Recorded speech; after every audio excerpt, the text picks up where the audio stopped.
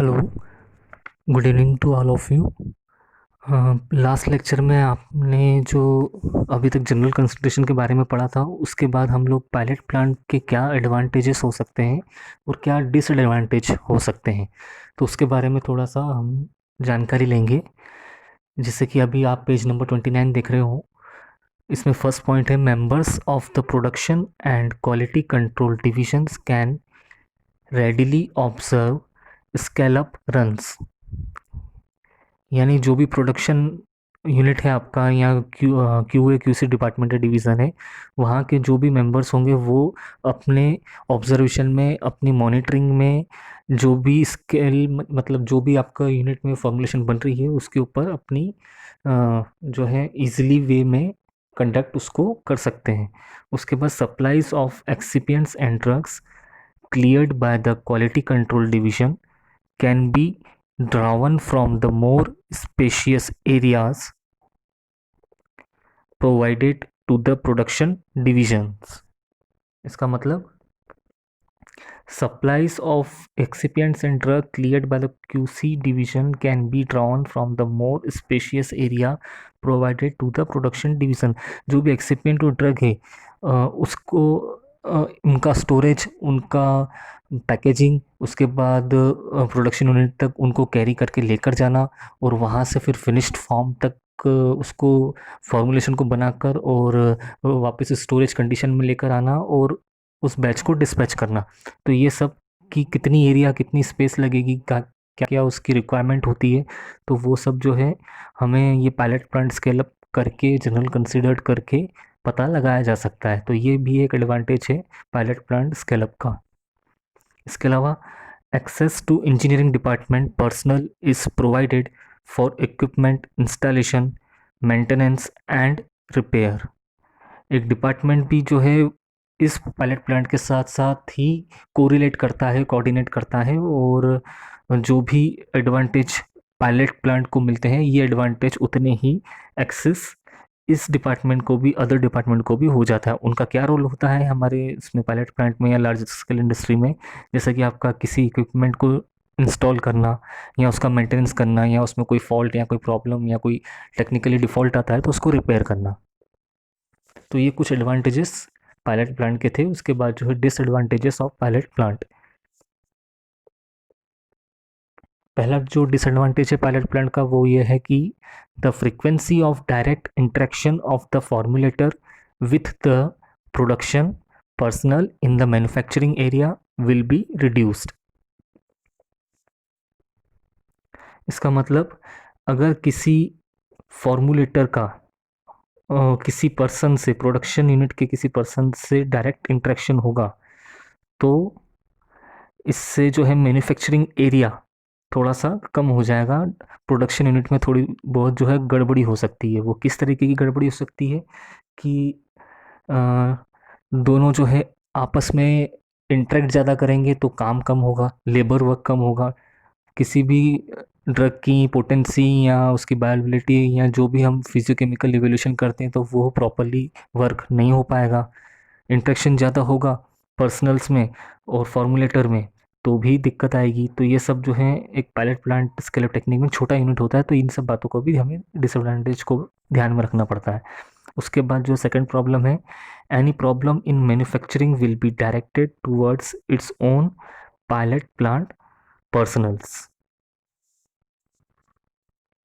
जो भी manufacturing unit हम कंडक्ट कर रहे हैं तो उसकी जो भी प्रॉब्लम अगर कुछ आती है तो वो सब की सब जो है रिप्रेजेंट कहाँ से होती है, किसी पायलट प्लांट के पर्सनल्स, यानी उस पर्सनल स्किल्स पर। जो भी पायलट प्लांट ने, जैसे समझ लो कि कोई फार्मूला डिज़ाइन किया, अगर वो बड़ी लार्ज स्केल इंडस्ट्री पे वो प्रोडक्शन यूनिट फेल हो गया तो कहीं ना कहीं जिम्मेदारी किसकी हो जाएगी, एक पायलट प्लांट की, कि इन्होंने अच्छे से स्टडी नहीं किया जनरल कंसिडरेशन को, जिसकी वजह से जो है लार्ज स्केल प्रोडक्शन यूनिट में हमें नुकसान हुआ है या कोई प्रॉब्लम क्रिएट हुई है। इसके बाद अगर आप किसी बड़ी यूनिट को डेवलप करना चाहते हैं, जैसे कि हम किसी सॉलिड की बात करें, तो लार्ज स्केल प्रोडक्शन पे टैबलेट एग्जांपल ले लें कि आप टैबलेट का जो है प्रोडक्शन कर रहे हैं, तो उसके लिए ये जो टॉपिक है आपको बहुत अच्छे से समझना होगा। इस टॉपिक का नाम है pilot plant scale-up considerations for solid preparations. Solid preparations में आपके क्या क्या प्रोडक्ट आ जाएंगे? Tablet, capsule, granules, powders. तो उसको डेवलप करने के लिए हमें क्या क्या और किन किन बातों का ध्यान रखना पड़ता है, उसमें सबसे पहला पॉइंट ये आप पढ़ें, in scaling up the manufacture of tablets and capsules from experimental laboratory batch size to intermediate and large scale production. Each stage of the operation must be carefully considered in your lab. देखिए, समझे आप कि कोई भी company को develop करने के लिए आपको पायलट प्लांट यूनिट सबसे पहले स्टेब्लिश करनी ही होगी। अब अगर आप बात करें कि सॉलिड प्रिपरेशन की, तो सॉलिड प्रिपरेशन में अपन एग्जांपल ले रहे हैं टैबलेट और कैप्सूल का। तो जो भी आपने फार्मूला डिज़ाइन किया है, आपको लगता है कि ये जो मॉलिक्यूल आपने सेलेक्ट किया है, मॉलिक्यूल कौन सा, जो भी रॉ मटेरियल ड्रग का आपने उस मॉलिक्यूल को सिलेक्ट किया है और मार्केट में इसकी अच्छी डिमांड है, तो उस हिसाब से जो है आप उसको टैबलेट फॉर्म में या कैप्सूल फॉर्म में कन्वर्ट करके उसको सेल करना चाहते हैं। तो आपको एक छोटी यूनिट यानी आपके पायलट प्लांट में उसको पूरा एनालाइज करना होगा, स्टडी करना होगा, उसका प्रोडक्शन तैयार करके देखना होगा, टेस्टिंग देखनी होगी, उसकी थेरापेटिक एक्टिविटी चेक करनी होगी, और भी कई सारे पैरामीटर्स आपको फॉलो करने होंगे, ध्यान में रखने होंगे। इसके बाद second point, same process same equipment but different performance. When amount of material is increased significantly, may involve a major process change that utilizes techniques and equipment that were either unavailable or unsuitable on a lab scale. देखिए, जो भी आपने formula, जो भी process या जो भी procedure design किया है, प्रोसीजर भी वही है, इक्विपमेंट भी वही है, लेकिन फ़र्क सिर्फ इतना है कि आप जो भी पायलट प्लांट में प्रोडक्शन उस प्रोसेस के द्वारा कर रहे हो, वो एक क्वांटिटी में है, छोटे अमाउंट में है, और लार्ज स्केल प्रोडक्शन यूनिट में वो एक बड़े स्तर पर हो जाता है। तो हो सकता है कि आपकी जो है पायलट प्लांट की जो छोटी वाली जो यूनिट है उसमें कुछ गलतियाँ हुई हो, तो वही गलतियाँ बड़े प्लांट पे भी बड़ा नुकसान हमें साबित कर सकती हैं। तो इन सब बातों को ध्यान में रखते हुए जो है आपको एक सॉलिड प्रिपरेशन के लिए पायलट प्लांट की जनरल कंसिडरेशन करनी होती है। बड़ा इक्विपमेंट होगा और आपकी हैंडलिंग प्रॉपर नहीं होगी, तो जो है आपकी जो है प्रोडक्शन यूनिट में थोड़ा गड़बड़ हो जाएगा। इसलिए आपको प्रोसेस को इन प्रोसेस में लाने के लिए बहुत सी बातों को ध्यान में रखते हुए पायलट प्लांट का स्केल अप करना है फॉर सॉलिड प्रिपरेशंस। उसके बाद नेक्स्ट पेज पे आते हैं हम। The following are the typical unit operations involved in production of solid dosage form. अब टैबलेट को प्रोड्यूस करने में, टैबलेट को बनाने में किन किन स्टेजेस को फॉलो करना होता है, किन किन बातों को हमें ध्यान में रखना है, वो सबसे पहले जो है हम पढ़ेंगे, समझेंगे मटेरियल हैंडलिंग। आपने कोई एक कंपनी बनाई है और उसमें मटेरियल हैंडलिंग, हमें सबसे पहले उस रॉ मटेरियल को किस तरह से हैंडल करना है, किस तरह से प्रिजर्व करना है, किस तरह से स्टोरेज में रखना है, और कितने टेम्परेचर पर रखना है, क्या क्लाइमेटिक कंडीशन होनी चाहिए, क्या एटमॉस्फेयर होना चाहिए, क्या टेम्परेचर होना चाहिए। तो मटेरियल की हैंडलिंग कैसे करना है और किस तरह से उसको इन प्रोसेस में हैंडलिंग करते हुए और फिनिश फॉर्म तक कंटिन्यू लेके आना है। तो ये हमें पहले समझना होगा कि हमारा मॉलिक्यूल किस तरीके का है, या फिर हमारा जो टैबलेट या कैप्सूल है उसका नेचर कैसा है। फिर होता है ड्राई ब्लेंडिंग। ये आपने फिफ्थ सेम में सुटिक्स में या फिर इंडस्ट्रियल फार्मेसी फर्स्ट में भी पढ़ा होगा कि किस तरीके से टेबलेट पंचिंग की प्रोसेस में ड्राई ब्लेंडिंग का जो है प्रोसीजर किया जाता है।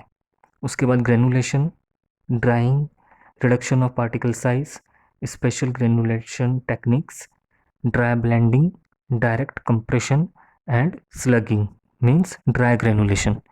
तो ये सारे जो है स्टेजेस आपको टेबलेट की प्रोडक्शन में ध्यान में रखकर करने होते हैं। उसके बाद next page, material handling.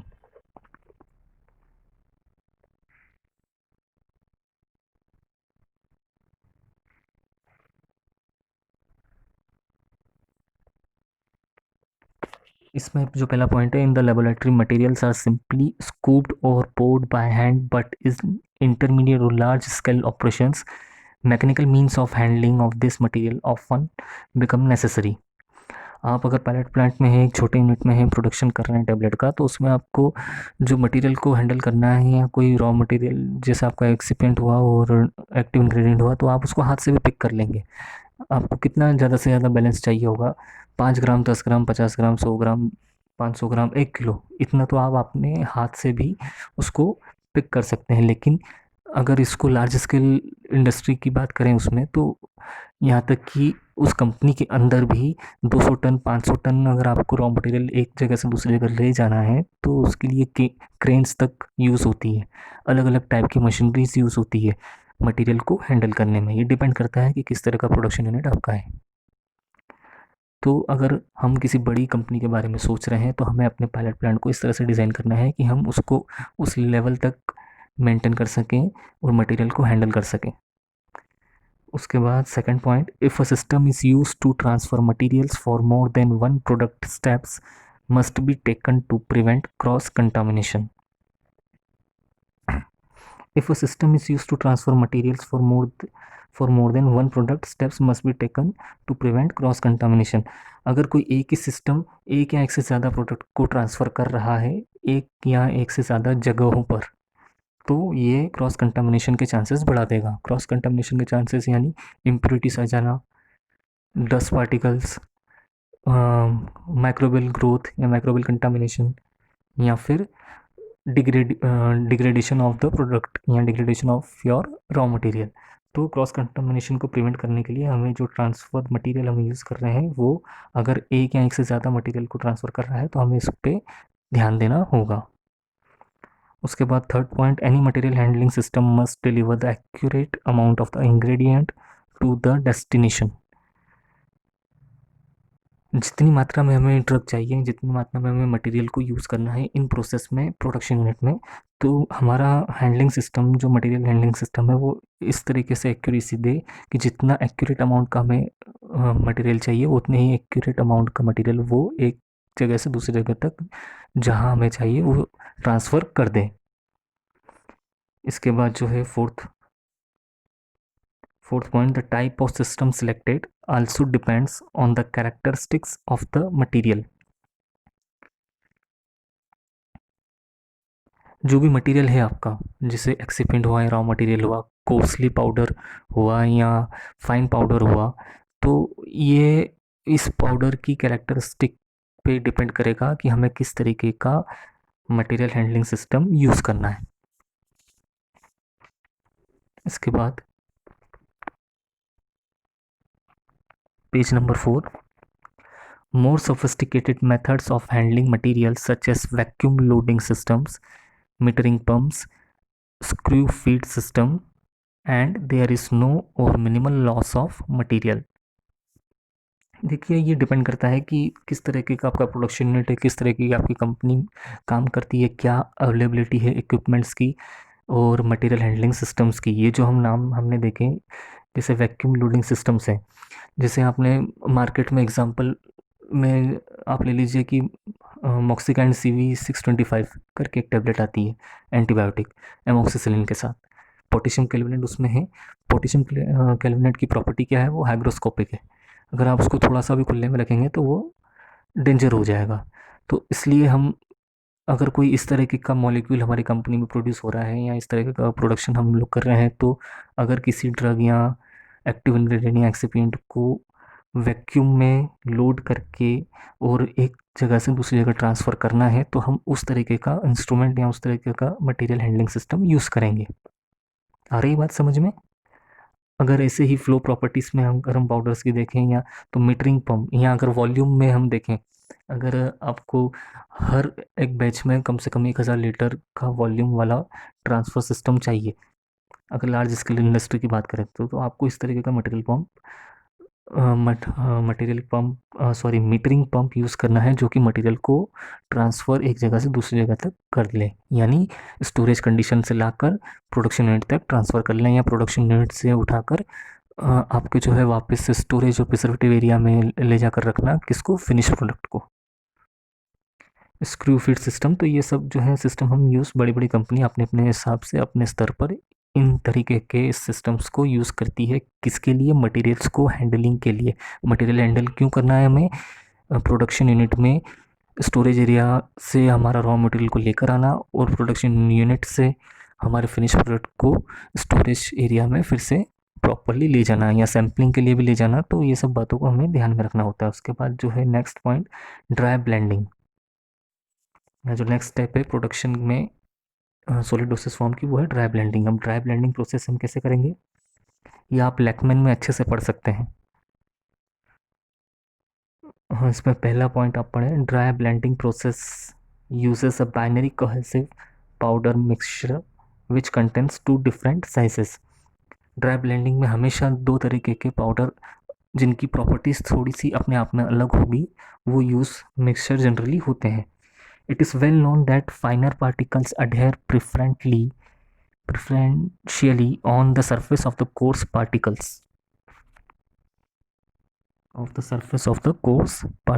This type of mixture has been called an interactive mixture. जैसे समझें कि जितना पार्टिकल साइज कम होगा उतनी ज़्यादा उसका एब्जॉर्प्शन रेट होगा। अगर कोर्सली पाउडर है, यानी थोड़ा सा खुरदुरे जैसा है, और फाइन पाउडर के साथ हम उसको ब्लेंड कर रहे हैं प्रॉपरली, अगर हमने ब्लेंडिंग की यानी मिक्सिंग की, तो जो फाइन पाउडर जो है वो कोर्सली पाउडर के ऊपर अडहेर होने लगेंगे।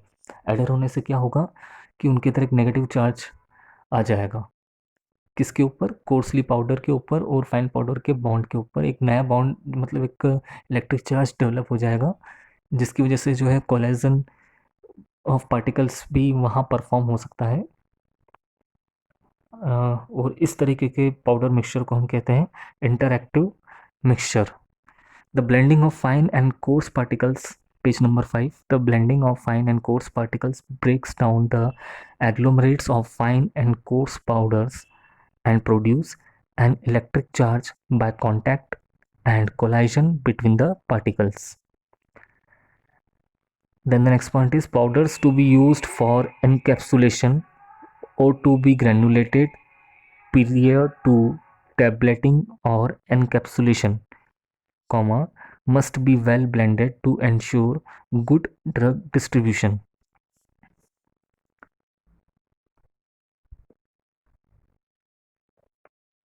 अगर आप कोर्सली पाउडर और फाइन पाउडर का ब्लेंडिंग कर रहे हैं और वो ब्लेंडिंग अच्छे से प्रॉपरली ब्लेंड नहीं हुआ पाउडर, तो क्या होगा?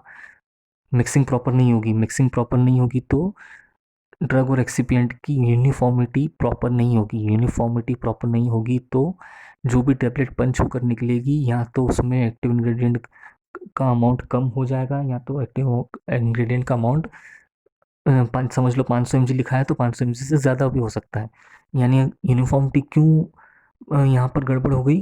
क्योंकि आपने ब्लेंडिंग पूरी ढंग से नहीं की। ब्लेंडिंग होती तो आपके कोर्सली पाउडर के जो पार्टिकल्स थे उसके ऊपर फाइन पाउडर के पार्टिकल्स प्रॉपरली अडहेर हो जाते, वो उस पूरी सरफेस को कवर कर लेते।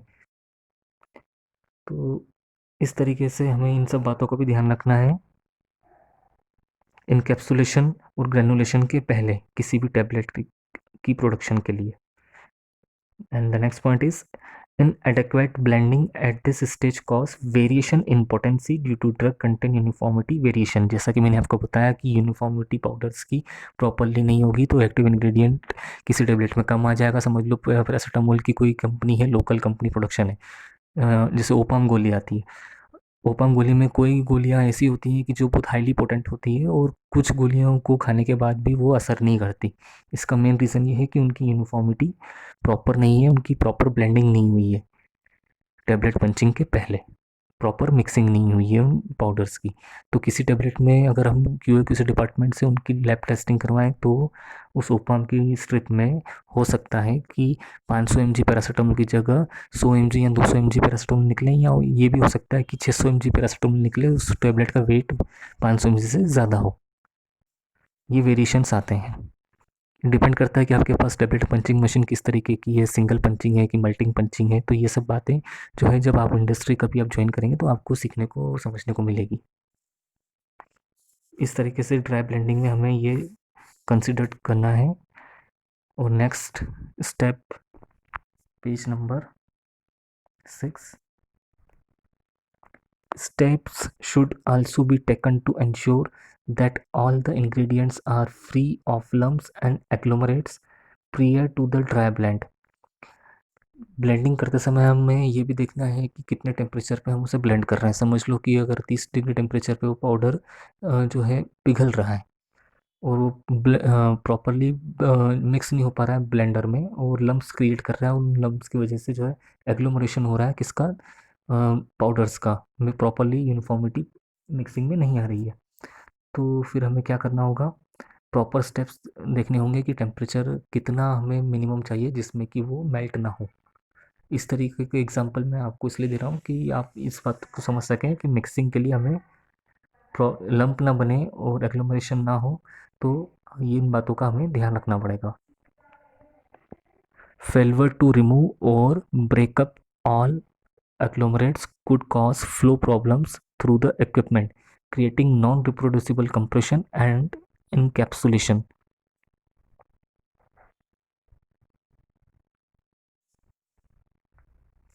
Processes with a detrimental effect on the content uniformity of the product. वही बात हो गई,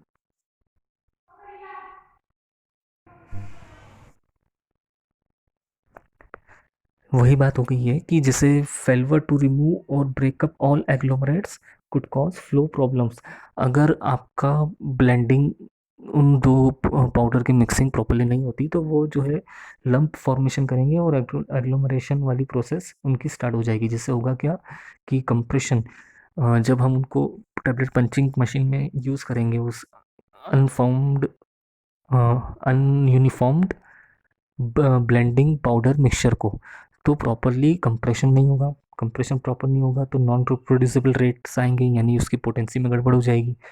पोटेंसी गड़बड़ हुई तो जो है आपकी कंपनी का, आपके प्रोडक्ट का नाम खराब होगा।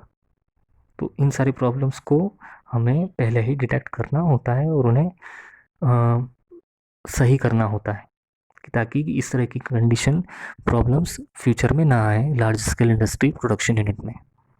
For this reasons screening and or milling of the ingredients usually makes the process more reliable and reproducible.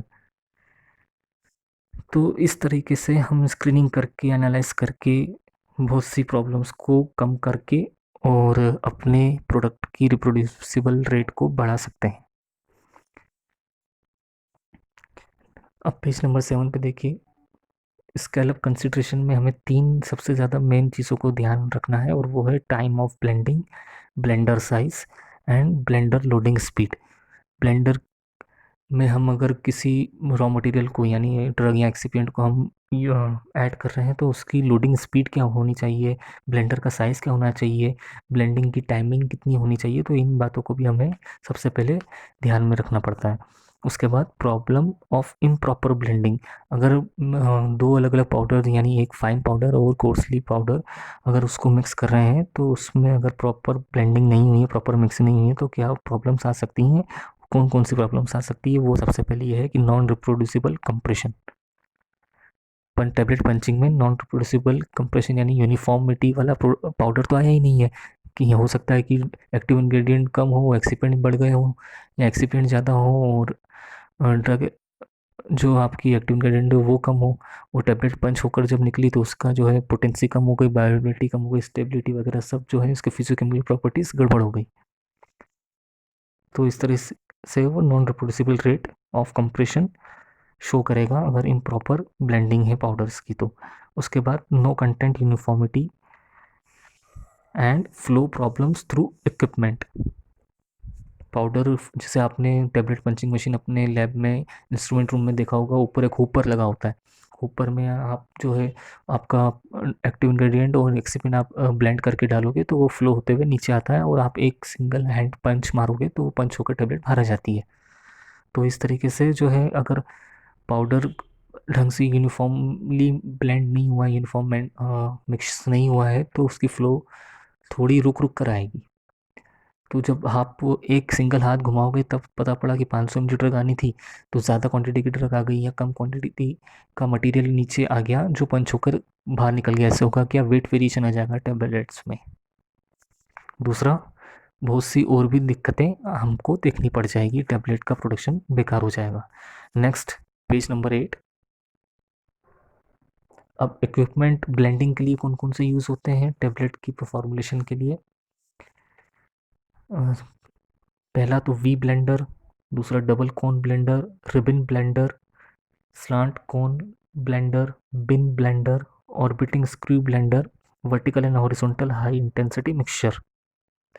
ये इतने प्रकार के ब्लेंडर्स अवेलेबल है मार्केट में, और प्रोडक्शन यूनिट अपने अपने स्तर पर इनको अपने अपने हिसाब से यूज़ में लेती है। वी ब्लेंडर यानी इसमें दो हुपर हैं जहाँ से रॉ मटेरियल और एक्सिपिएंट ऐड होता है, और वो वी शेप में है इसलिए वो उसका नाम वी ब्लेंडर है। इसके बाद ये आप स्क्रीन पर देखेंगे तो कुछ पिक्चर्स हैं ब्लेंडर्स की, एक slant cone blender, bin blender, double cone blender and ribbon blender. Ribbon blender में एक स्प्रिंग जैसा, जैसे स्प्रिंग आपने देखी होगी राउंड, यहाँ डीएनए का स्ट्रक्चर आपको याद होगा, तो उस तरीके से एल्यूमिनियम की रिबन्स बनी हुई होती है ब्लेंडिंग के लिए, और उस टब में जो है वो रोटेट होता रहता है और पाउडर यूनिफॉर्मली मिक्स होता है। कौन सा powder? Course powder and fine powder. उसके बाद double cone blender and pin blender, slant cone blender, vertical high intensity mixture, horizontal high intensity mixture. इनकी शेप और साइज कंपनी के प्रोडक्शन के ऊपर डिपेंड करती है। जिस तरीके से आपका प्रोडक्शन यूनिट होगा उस तरीके का आपके पास ये ब्लेंडर इक्विपमेंट होगा। आज के लिए बस इतना ही, और नेक्स्ट लेक्चर में हम लोग जो है समझेंगे आगे कि किस तरीके से हमें जनरल कंसिडर करना है सॉलिड की प्रिपरेशन में, और आगे किन किन बातों को ध्यान में रखना है। Thank you very much. Have a nice day.